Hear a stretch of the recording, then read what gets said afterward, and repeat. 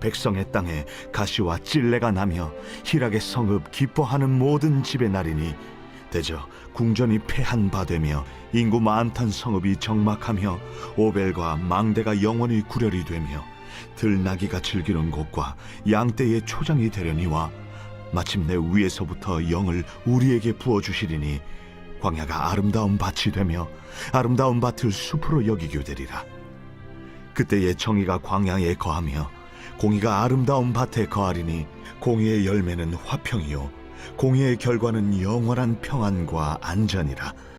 오늘은 하나님의 영이 오면 이라는 제목으로 말씀을 함께 나눠보도록 하겠습니다. 오늘의 본문과 이어지는 9절부터의 내용을 보면 선지자와 여인들의 대화를 통해서 하나님께서 심판의 경고와 회복의 메시지를 담고 있습니다. 여기서 여인들은 유대 여인들로 추측하고 있는데 한 해의 농사 후에 추수를 기다리는 상황으로 볼 수 있습니다. 당시 포도원이나 과수원들은 여러 세대에서 심고 가꾸고 지키면서 그들의 기술과 노동력을 볼 수 있는 대표적인 부분이었습니다.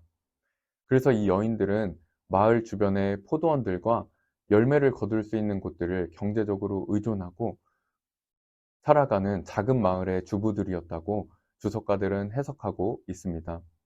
여기서 9절에 안일한 여인들이란 다른 말로 염려 없는 딸들아 라고 해석할 수 있는데 이들은 자신들이 살아가고 있는 주변 상황을 보면 현재 평화와 번영밖에 볼 수 없었을 것입니다. 하지만 열매를 거두지 못하고 가슴을 치는 심판의 일들이 임할 것이니 평상복을 벗고 배로 허리를 동이라, 즉 삼배옷을 입고 회개함으로 통곡하라는 의미를 볼 수 있습니다. 이것은 당시 예루살렘에서 흔하게 볼 수 있는 허영과 교만을 나타내는 것 또한 생각해 볼 수 있습니다. 이런 내용들로 봐서 이사야의 예언처럼 깨닫지 못하고 보지도 못하고 듣지도 못하는 그런 대표적인 일로 볼 수 있습니다. 이어서 이 모든 것들을 피할 수 없다는 것을 말하면서 오늘의 본문인 13절이 시작되고 있습니다. 이 내용을 묵상하면서 마태복음 24장 37절에서 39절의 내용이 생각이 났는데 제가 한번 읽어보겠습니다. 노아의 때와 같이 인자의 임함도 그러하리라.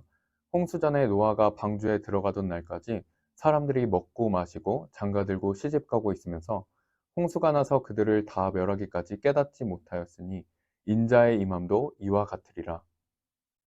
오늘날에도 이런 모습들을 흔히 볼 수 있는 것 같습니다. 우리는 분명히 최후에 하나님의 심판이 있다는 것을 알고 있습니다. 하지만 번영의 시대를 살아가면서 크리스천들조차도 베드로후서에 나온 것처럼 주의 강림하신다는 약속이 어디 있느뇨 하며 안일하게 살아가고 있는 부분들을 많이 있다는 것을 느끼게 됩니다. 오늘은 그런 상황에서 하나님의 영을 통하여 회복을 선포하시는 그런 하나님의 사랑을 느끼면서 다시 한번 회복되어서 충만하게 살아가는 오늘 하루 될 수 있기를 바랍니다. 계속해서 13절과 14절에서도 앞서 말한 하나님의 심판이 상상할 수 없는 곳에서 하나님의 심판이 임할 것이라는 것을 말하고 있습니다. 여기서 내 백성의 땅이란 하나님께서 하나님의 백성을 위해서 특별하게 선택하신 땅을 말하는데 거기에 가시와 찔레가 난다는 것이 서로 어울리지 않는다는 것을 볼 수 있습니다. 또한 14절에 궁전이 있는 곳은 예루살렘을 뜻하는데 특히 오벨과 망대는 예루살렘 안에서도 가장 중심지였던 그런 활발했던 곳을 의미한다고 볼 수 있습니다. 그런 곳이 처참하게 부서져서 구렬, 원어로 보면 광야로 변하게 될 것이고 그곳이 들나귀와 양떼의 초장이 될 것이라고 말하고 있는 것입니다. 선지자는 계속해서 하나님의 심판을 상상할 수 없는 부와 번영과 영화가 있을 때에 하나님의 심판을 경고하고 있는 것입니다. 그것은 그들의 죄악들로 인해서 영적으로 둔감해진 상태에서 점점 폐허가 되고 있다는 것을 의미하면서 다가올 하나님의 무서운 심판에 대해서 경고하고 있는 것입니다. 이어서 15절부터 마침내 위에서부터 하나님의 영을 우리에게 부어주실 것이라는 회복의 메시지로 전환되고 있습니다. 사실 이 말을 직역해보면 영이 위에서부터 우리에게 부어질 때까지라고 볼 수 있습니다. 즉 하나님께서 하나님의 영을 우리에게 부어주실 때까지 재앙이 계속될 것이지만 반드시 하나님께서 하나님의 영을 우리에게 부어주실 것이라는 것을 말씀하고 있는 것입니다. 하나님의 영을 부어주실 때 비로소 회복이 일어날 것이라는 것을 말하고 있는데, 여기서 눈여겨볼 것은 16절에 정의가 광야에 거하며 공의가 아름다운 밭에 거하리니 라고 하고 있는 것입니다. 이것은 15절에서 말하고 있는 물질적인 풍요로움보다 더 중요한 영적인 회복을 말하고 있는 것으로 볼 수 있습니다. 하나님의 영이 부어질 때 물질적인 풍요로움도 있을 수 있지만 더 중요한 것은 영적인 회복이 있게 된다는 것입니다. 여기서 말하는 공의와 정의는 하나님을 높이는 것과 다른 사람의 권리를 존중하는 것을 볼 수 있습니다. 즉 17절에 공의의 열매는 화평이요 결과는 영원한 평안과 안전이라 라는 말씀은 하나님과의 올바른 관계에서만 이것들을 누릴 수 있고 그것을 성령님이 도우신다는 것을 알 수 있습니다. 그래서 오늘의 말씀을 묵상하면서 알 수 있는 것들을 정리해 보면, 첫 번째로 안일한 신앙생활에서 벗어나야 한다는 것입니다. 두 번째로 하나님의 영은 변화를 가져온다는 것입니다. 우리는 오늘 본문의 전반부에서처럼 이 번영의 시대를 살아가면서 아무런 염려 없는 신앙생활, 즉 아무 열매 없는 것에 대해서 감각이 없는 신앙생활, 성장이 멈춘 신앙생활, 매너리즘에 빠진 신앙생활, 또 하나님의 말씀에 반응하지 않는 모습의 신앙생활에서 벗어나야 할 것입니다. 본문의 내용처럼 부유하고 평화로운 신앙생활에 기대서 하나님과 멀어지고 있는데 인식조차 못하고 있는 그런 신앙생활이 아니라, 우리는 처음 사랑의 설레임을, 또 직분을 받았을 때 그 결심을 기억하고 말씀과 기도로 깨어있는 신앙생활을 하시는 우리 모두가 될 수 있기를 바랍니다.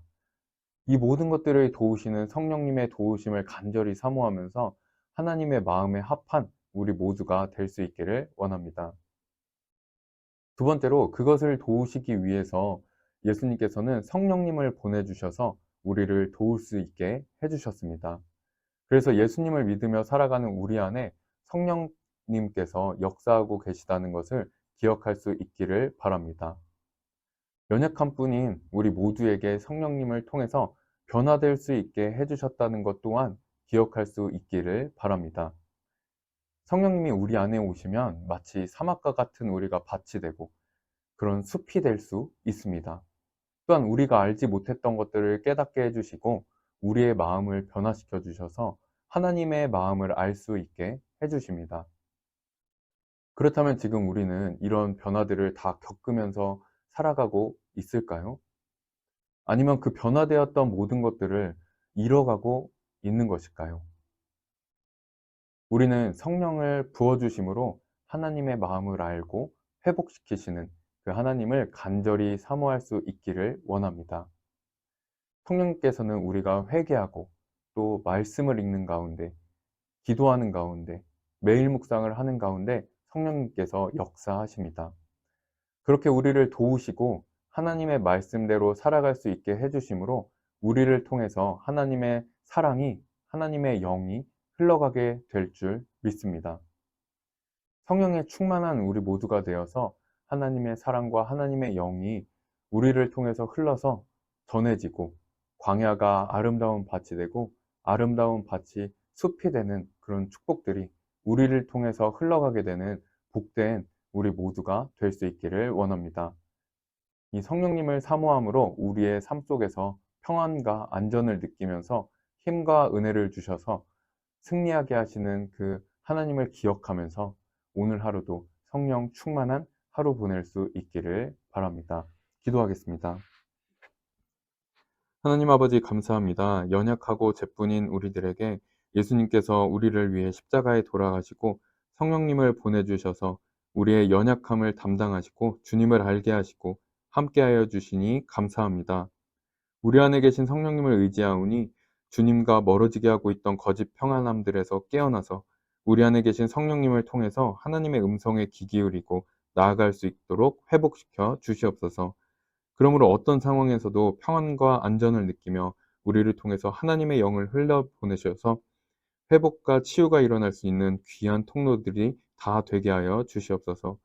오늘도 우리 안에 계셔서 승리케 하실 주님께 모든 영광을 올려드리며 예수님의 이름으로 기도드립니다. 아멘.